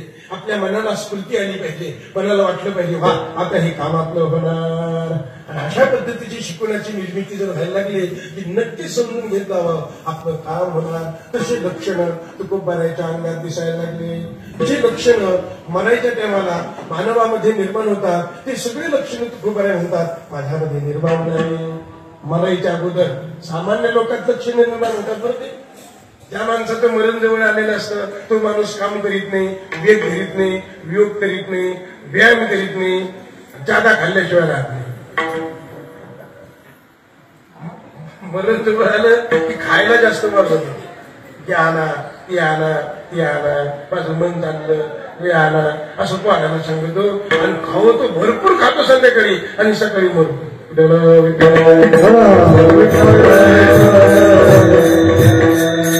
अशा अनेक माणसाचे लक्षणं तयार होतात. अशी लक्षणं तयार होतात, वेगळे वेगळे वेगळे लक्षणं तयार होतात. म्हणजे सामान्य लोकांना सुद्धा कळतं की माझं मरण आलेलं आहे. बरेच लोक दवाखान्यामध्ये असतात, म्हातारी माणसं, त्यांना सुद्धा तिथे कळतं. पोरायला सांगतात पोरावर आता खर्च करू नका, पैसे भरू नका, आता मला घरी येऊन चला. बरोबर त्या म्हाताऱ्याला घरी आणलं आणि दुसऱ्या दिवशीच मेलं ते. हे असे काही संकेत होत राहतात. अनेक लोकांना होतात, ते मान्य केले पाहिजे, त्यांचं ऐकलं पाहिजे. ते जर प्रौढ असेल, ज्ञानी असतील, अभ्यासू असतील आणि लक्षणाने युक्त असतील, साधू असतील तर अशा लोकांचं तर अवश्य ऐका. विनाकारण दवाखान्यात पैसे भरून वाटोळ करून घेऊ नका, काही गरज राहत नाही. आपल्याला नाही लागत.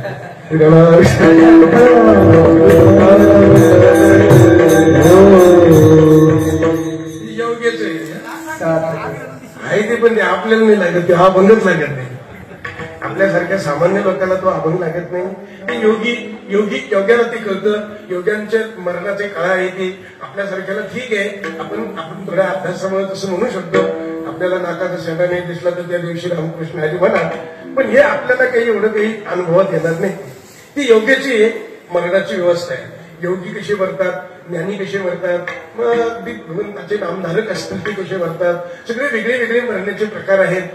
योगी हे बाकीची जी मरणारी मंडळी आहे त्यांच्याकरता अनेक मर्यादा सांगितलेल्या आहेत, पण ज्ञानाकरता कुठलीही मर्यादा नाहीच. ज्ञानाला काही कधी म्हणू द्या, कुठेही म्हणू द्या, कसंही म्हणू द्या, काही म्हणू द्या, तो मुक्तच आहे.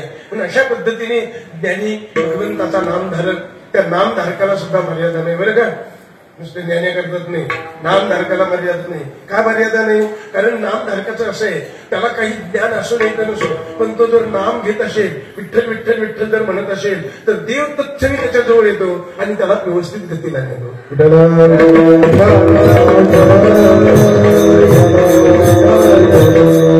नामधारकाला सुद्धा ती मर्यादा लावायची नाही. ज्ञानाला जी मर्यादा नाही ती मर्यादा नामधारकाला सुद्धा नाही. 8व्या अध्यायामध्ये चिंतन तुम्ही लक्षात घेऊन टाका. 8व्या अध्यायामध्ये मरणाचे सगळे विषय आलेले आहेत. अनेक प्रकारचे मरण तिथे सांगितलेले आहे आणि त्या मरणामध्ये अतिशय महत्वाचं मरण सांगितलं, अनन्यास चिंतयन्तो माम. जो कोणी भगवत भक्त माझं माऊलीच्या वय आहे त्याच्यावर माऊली सांगतात, अशा पद्धतीने माझ्या भक्ताला असा हा वारा लागला नाही पाहिजे, दुःख झालं नाही पाहिजे, म्हणून तत्क्षणी देव तिथे धावतो आणि त्या भक्ताचा उद्धार करतो. म्हणून नामधारक सुद्धा कवाय मेला तरी हरकत नाही, ज्ञानी कवाय मेला तरी हरकत नाही. तुम्ही निश्चित ज्ञानीच घेऊ नका, आमचा मी उद्धारच होणार आहे.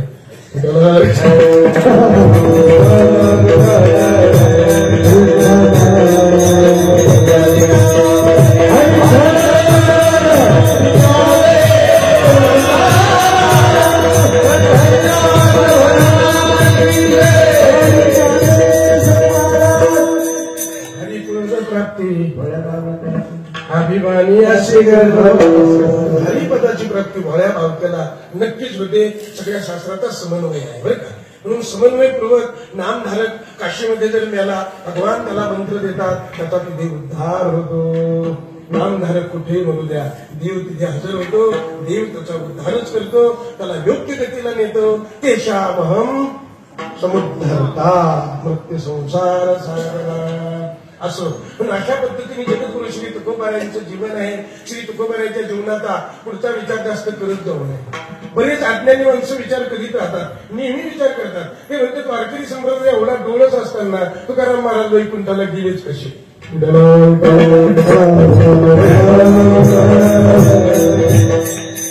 पण तुकोबाराच्या अभंगात लक्ष घेऊन चला. अंतकाळी विठवा माझी पावना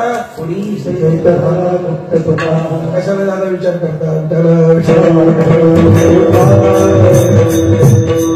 श्री तुकोबाराय गुप्त झाले, वैकुंठात गेले, विमानात गेले, काय झाले याचा विचार करायची गरजच नाही. का? कारण ते ज्ञानी होते, नामधारक होते, भगवंत त्यांचा रक्षक होता. म्हणून पुढच्या शरीराचा विचार करायचा नाही, स्थूल शरीराचा विचार बिलकुल करायचा नाही. जे लोक स्थूल शरीराचा विचार करतील ते आपले भांडण लावतील आणि ते भांडतच राहतील. हे बाकीची जी मंडळी आहेत ना, ते आपले भांडण लावतील आणि ते सुद्धा भांडत राहतील. कोणता विचार करणारे? स्थूल शरीराचा विचार करणारी मंडळी आहे. म्हणून आपण त्याच्या नादी लागायचे नाही. महाराजांचे अनेक प्रमाण आहेत. श्री तुकोबाराय सांगतात, मी विश्वाला भरून उरलेलो आहे, माझं स्वरूप असं आहे, माझं स्वरूप तसं आहे. असं जर महाराज म्हणत असतील तर महाराजांचं जीवन किती मस्त आहे, परिपूर्ण जीवन आहे. आणि त्या परिपूर्ण जीवनाचा विचार करत असताना श्री तुकोबाराय वयाच्या 41-42 वर्षी आणि महाराजांच्या अंगावर चिन्ह उमटायला लागले. का उमटायला लागले? कारण ते ज्याच्याकरता आले होते ते सर्व कार्यभार परिपूर्ण झालेला होता. काम झाल्यानंतर राहत जाऊ नये. तुम्ही इथे 7 दिवस प्रवचनाला आले, गाथा पारायणाला आले, उद्या राहा म्हणलं तर राहणार नाही. आले मोठे माणसं काम घेऊन येतात. गुरुवर्य विठ्ठल महाराज भोले यांचे शब्द आहे, वा मोठे माणसं काम घेऊन येतात, काम झालं की निघून जातात, अडकत नाही. म्हणून जगद्गुरु तुकोबारायांच्या जीवनामध्ये अशा प्रकारचे चिन्ह उमटायला लागले आणि त्या चिन्हावरून महाराजांचं मन आतुर झालं की पांडुरंग मला आता बोलवतोय असं तुकोबारायला जाणवायला लागलं. संत हाती निरोप यायला लागलाय, इकडून तिकडून मला देव दिसायला लागलाय, दिंडी पताका दिसायला लागल्या, गरुड बलात्काराने येताना मला दिसतोय. अशा प्रकारचे भाव तुकोबारायच्या अंतःकरणाच्या भावामधून तयार होतात आणि त्या भावातून तुकोबाराय बोलत राहतात की काही नाही. भगवत भक्तांनो, समाजानो, गावच्या लोकांनो, सगळ्यांनी आता विचार करा, आता मी आमच्या गावाला जाणार आहे, असे मला चिन्ह दिसायला लागले. आता मी काही थांबणार नाही. तुम्हाला जे सांगतोय ते सगळं लक्षात घेऊन चला. आता त्यावेळेस त्या काळातल्या लोकांनी हे शब्द ऐकून सोडूनच दिले. कारण महाराजाची भाषा ज्ञानी पुरुषाची भाषा सामान्य जनतेला कळत नसते. सामान्य लोकांना काय कळतं? सूत्रबद्ध सांगितलेलं कळतं. अभंग घेतला, अभंग व्यवस्थित सोडवला म्हणजे कीर्तन चांगलं झालं. एखादा महाराज उभा राहिला, इकडचं तिकडचं सांगितलं, अभंगाचा विषय काही बोलली नाही, पण जे बोलले ते महत्वाचं बोलले. महत्वाचं बोललेलं लोकांना कळत नसतं. म्हणून साधूची भाषा लोकांना कळत नाही. साधूची समाधी भाषा राहत नाही. साधूचं बोलणं हे आगळं आणि वेगळं राहतं. पण अशा पद्धतीने तुकोबाराय समाजाला बोलत होते. त्या काळातल्या त्या लोकांनी, गावाने, घरच्या लोकांनी तेवढा काही प्रतिसाद तुकोबारायला दिला असेल नसेल, पण तुकोबाराय मात्र बोलत होते. गरुड येतो फडत का रे? गरुड आला, पाहुणे पांडुरंग आले, आता मला जाण्याचे माझे भाऊ झालेले आहेत, माझ्या अंगात तशी लक्षणं आलेली आहेत, मी आता देवाच्या गावाला जाणार आहे, असे चिन्ह माझ्या अंगावर उमटत आहे. असं पहिल्या चरणामध्ये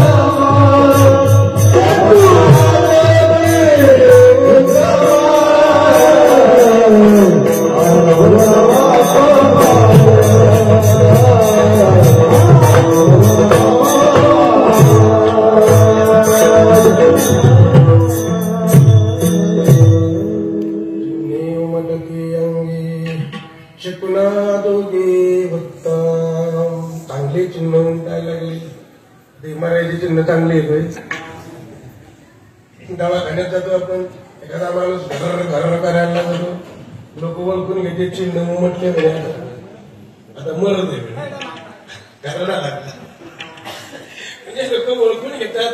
चिन्ह उमटले, लोक आपले नाराज होऊन बसतात, घरादाराला रडू यायला सुरुवात होते. चिन्ह उमटले की आता हे तुकोबाराय म्हणतात चिन्ह उमटायला लागले.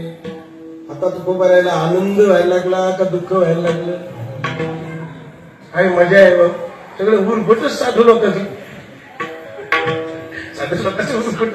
मराठ्या टायमाला आनंद व्हायला लागलाय, असे चिन्ह उमटायला लागले, तुकोबारायला दहीवरून यायला लागले, पांडुरंग यायला लागला, साधू संत येतात, असा आनंद तुकोबारायचं जीवन होतं. आणि त्या आनंदाच्या भरामध्ये महाराज सांगतात की आता चिन्ह उमटायला लागले. शकुनाजोगी उत्तम चिन्ह सुंदर शिकून व्हायला लागले. मला आता बरं वाटायला लागलं की नक्कीच असं वाटतंय की पांडुरंग मला घ्यायला येऊन राहिले. आठवला बापमान लील काय मूळ नेनू लील काय मूळ नेनू काही समजत नाही, पण असं वाटायला लागलंय. चिन्हावरून वाटायला लागलंय की नक्कीच देव केल्याचा अंदाज दिसायला लागलेला आहे. हे कशावरून ओळखावं? काय चिन्ह? या अभंगात महाराजांनी चिन्ह सांगितलं. उत्कंठित होय मन. मन माझं उतावीळ झालंय, आता असं उत्तेजना द्यायला लागलंय की आता ते असं वाटायला लागलं की मी आता नक्कीच जाणार आहे. कारण मन हे माणसाचं उतावीळ झालं नाही झालं की बरोबर लक्षात घेऊन चलावं. उत्कंठित होय मन, माझं मन उत्कंठित झालं. हे सुंदर चिन्ह आहे बरं काही. ही खून, ह्याची खून तिथेची, तिथे हीच खून आहे की देवाकडे जाण्याचं, देव भीतीचं लक्षण आहे की मन उत्कंठित झालं पाहिजे, की बाकी काही आवडलं नाही. जग आवडू नये आणि देवाशी एकरूप व्हावं असं वाटलं पाहिजे.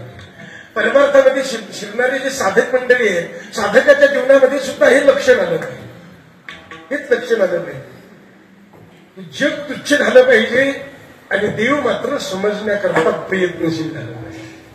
असं ज्याच्या जीवनात लक्षण तयार होतं त्याला साधक म्हटलं जातं. आणि असा जो साधक आहे म्हणून साधकाची दशा उदास असावी, उपाधी नसावी अंतर्बाह्य, दुलुपता काय मित्रेची जिनावे, भोजन करावे परिमित. सुंदर आपण साधकाची ही दशा आहे. साधकाला असं वाटलं पाहिजे की आता जग मात्र काहीच नाही, जग सगळं खोटं आहे, मिथ्या आहे, मला त्याची गरज नाही, मला फक्त देव भेटला पाहिजे. अशा पद्धतीच्या लक्षणाने पुढे गेल्यानंतर परिपूर्णता झाल्यानंतर आणि परिपूर्णता झाल्यानंतर जग तुच्छ आहे, जग बाध योग्य आहे, जग बाधित झालं पाहिजे. अशा प्रकारच्या भावना करून करून करून करून एक दिवस जगाचा बाध होतो आणि सत्याचा अनुभव येतो.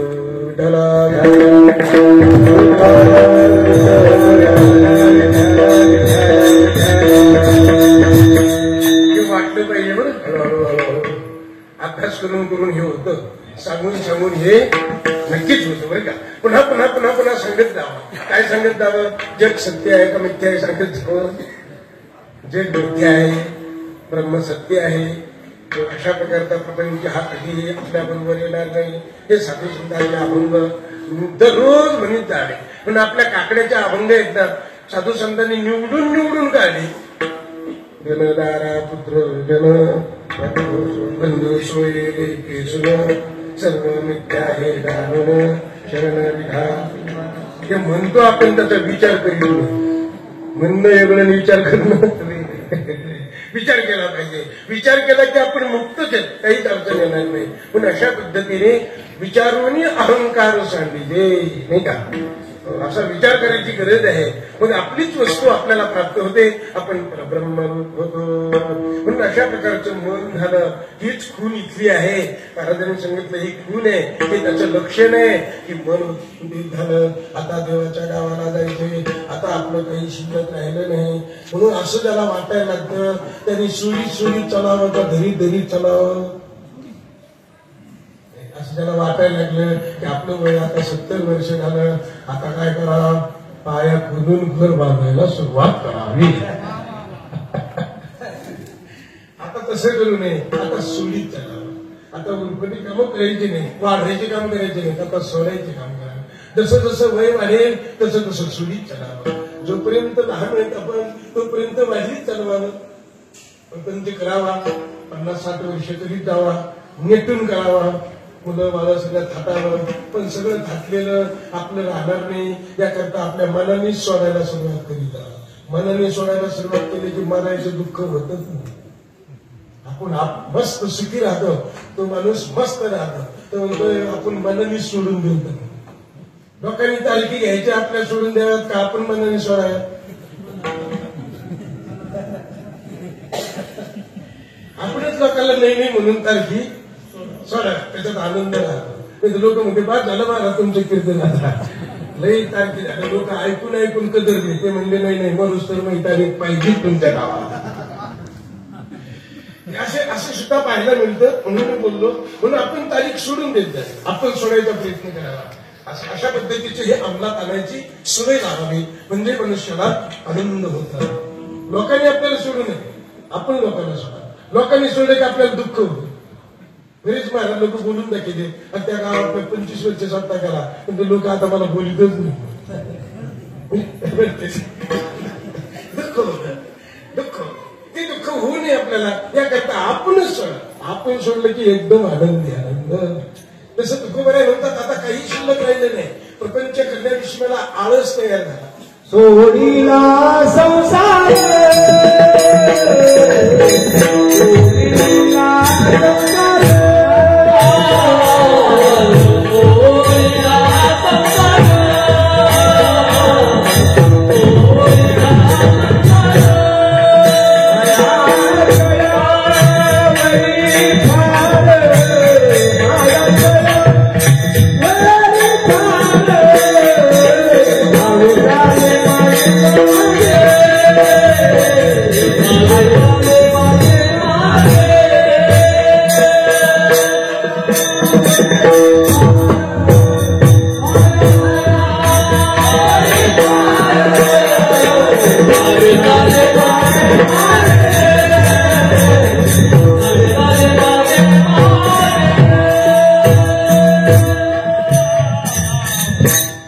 श्री तुकोबाराय सांगतात की आता माझी अशी अवस्था झाली, आता मला प्रपंचातल्या कुठल्याही कामाविषयी आवड राहिली नाही, आळस निर्माण झाला.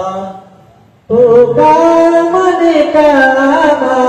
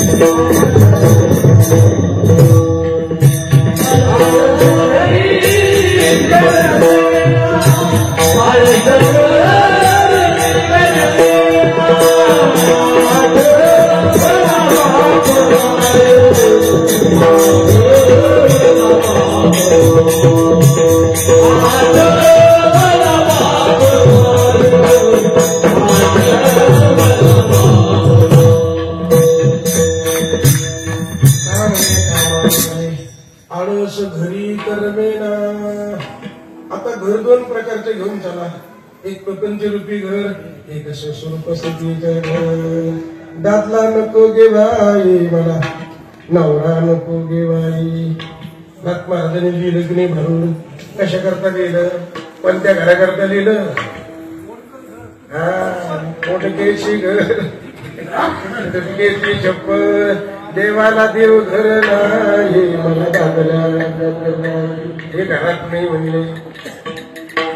सुंदर राहायला खायला चांगले नाही, जोंधळ्याची भाकर, आंबाड्याची भाजी, वर तेलाची धार, मोडका पलंग तुटकी नवा, नरम छान, श्रुतीचे मोती गुढधाव सोने, राज्यात देणे नाही मला दादला नको दे बाई.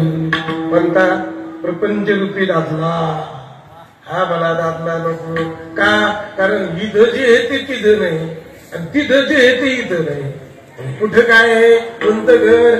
एका जनार्दनी समरस झाले, तो रस येते. तो कोणता? तो कोणता? नाही नाही, समरस देता. समरस एका जनार्दनी समरस झाले. हा समरस तुम्ही पाहिला की नाही अजून? समचरणाची शोभा, समचरण दृष्टी, सर्वगत सदा सम, हे समरस आहे बरं का. हा समरस कुठे नाही? या प्रपंचरूपी घरात नाही, प्रपंचरूपी नवऱ्याबरोबर नाही. आणि म्हणून ती बाई हुशार होती बरं, नवरा नको गे बाई. आता एखादी बाई असं ब्रह्मज्ञान घेऊन या प्रपंचरूपी नवऱ्याला सोडू शकते, पण बहुतेक 99% ब्रह्मज्ञान सोडून प्रपंचरूपी नवराच पाहिजे द्यायला. सगळा समाज त्या प्रपंचरूपी नवऱ्यामध्येच गुंतलेला आहे, त्या नवऱ्याला सोडीतच नाही. हा जो प्रपंचरूपी नवरा आहे ते सोडून द्या, ते घर सोडा आणि खऱ्या घरामध्ये जा. खरं घर कोणतं? आरोनी जाता माहेरा स्वस्वरूपाची या घरा, नाही का? म्हणून अशा पद्धतीने स्वरूपाच्या घराला आपल्याला जायचे. इथे तुकोबाराय म्हणतात, हे घरदार, मुलं बाळ पोरं सोरं, इथं माझं आता लक्षच नाही, मला इथे करमत नाही, मला काही करावं वाटत नाही. मी असा उदास झालेलो आहे, मला पांडुरंग दिसतोय, मला विठ्ठल दिसतोय, मी आता विठ्ठलाकडे जाणार आहे. आणि म्हणून मला या घरामध्ये बरं वाटत नाही, मला करमत नाही. आता मी पांडुरंगाकडे जाणार. पण नेलो केव्हा जाणार, केव्हा जाणार हे समजत नाही. पण चिन्ह दिसायला लागले, याच्यावरून माझ्या लक्षात आलं की पांडुरंग मला घ्यायला येणार आहे. मायबाप माझा मला घ्यायला येईल अशा पद्धतीची खात्री तुकोबरायची झालेली आहे. परिपूर्ण विश्वास प्राप्त झाला. आता स्वस्वरूपाच्या घराला मी जातोय अशा प्रकारचा निरोप तुकोबरायने या अभंगातून तुम्हाला मला दिलेला आहे. असो यथामती यथा अवकाश या अभंग आपल्या चिंतनाकरता प्राप्त होता. प्राप्त अभंगाचं चिंतन करण्याचा प्रयत्न केला. योग्य असेल ते माझ्या गुरुवर्य साधू संतांचं आहे. अयोग्य वाटलं असेल तो भक्ताचा दोष म्हणून सोडून घ्या. आपल्या पुढे अनेक विद्वान मंडळी इथे बसलेले आहेत. बहुशुद्ध मंडळी इथे आहेत. सर्वांनी अशा प्रकारचा अभ्यास त्यांचा परिपूर्ण असल्यामुळे मी जे काही बोलत गेलो या अभंगाला अनुसरून आणखी अभंगाला अनुसरून बोलता येतं. आपल्या वाङ्मयामध्ये साधू संतांच्या विचारामध्ये साधू संतांचा एक शब्द आपण घेऊ शकतो. त्या शब्दाला अनुसरून अनेक ग्रंथाचं चिंतन करू शकतो. अनेक ग्रंथाचं चिंतन एका शब्दाला अनुसरण करणं म्हणजे विद्वत्तेचं लक्षण असतं. तो अभंग समजला असं लक्षण ते नसतं. एका अभंगावर एखाद्या शब्दाला अनुसरून अनेक शास्त्र महिनाभर सांगणं हे महत्वाचंच असतं. अभ्यासाचं लक्षण असतं. पण तो अभंग समजला असं ते लक्षण नसतं. अभंगाची मार्मिकता समजली पाहिजे. अनेक लोक अनेक सार्थक आहेत. अनेक लोकांची चिंतन आहे. अनेक लोकांची चिंतन वाचत असताना चिंतन करत असताना कधी कधी संशय विपर्यास तयार होतात की यांनी हे जे लिहिलंय हे सुद्धा लिहिणं योग्य आहे का अयोग्य आहे अशा प्रकारचा निवाडा करण्याचे प्रसंग कधी कधी तयार होतात आणि शंका विपर्य तयार होतो. असो आपला विषय एवढाच चालला की महाराजांचा कोणताही अभंग असो, नाथ महाराजांचा असो, तुकोबरायचा असो, माऊलीचा असो, त्या अभंगाचं सार काय आहे, त्यांना मार्मिक काय सांगायचंय ते आपल्या अंतःकरणाला झुंजलं पाहिजे, कळालं पाहिजे. आणि असं जर मार्मिकता अभंगातली कळायला लागली तर नक्कीच साधू संतांची कृपा आपल्यावर आहे असा त्यातला भाव असतो. अशा या नात्याने मी जे काही बोलून गेलो मला काही कळालं असं मी म्हणत नाही तुम्हाला. त्या अभंगातलं मी आपलं अभंग पुढे असल्यामुळे शब्दाला अनुसरून मी आपल्या पुढे बोलत गेलो. त्यातली मार्मिकता तुम्ही सर्वज्ञ श्रोते पुढे आहात. प्रभू तुम्ही महेशाची मूर्ती मी दुबळा अर्च तसे भक्ती म्हणून बोलदरी गंगावती तरी शिवाजी. समस्त गावकरी मंडळी भारगीकर मोठ्या आनंदाने गेले अनेक वर्षापासून सप्ताह करत आले. अनेक उत्सवामध्ये माझं येणं झालं घडत राहिलं. सर्व गावकरी मंडळी मोठ्या प्रेमाने आमंत्रण देतात. अतिशय सुंदरसं ग्रंथाचं चिंतन करणारं, ज्ञानोबराय तुकोबरायच्या ग्रंथाचं अध्ययन करणारं, वेदांत शास्त्रादी ग्रंथाचं चिंतन करणारं गाव आहे. अशा पद्धतीची आमची तरी भावना आहे. बरं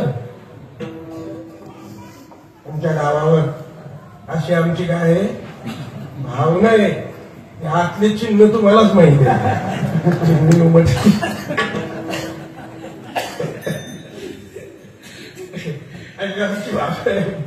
सगळ्या जगाने आधी पुरुषाची सेवा करावी, सुखी व्हावं असं ज्ञानोबरायचं आहे. किंबहुना सर्व सुखी पूर्ण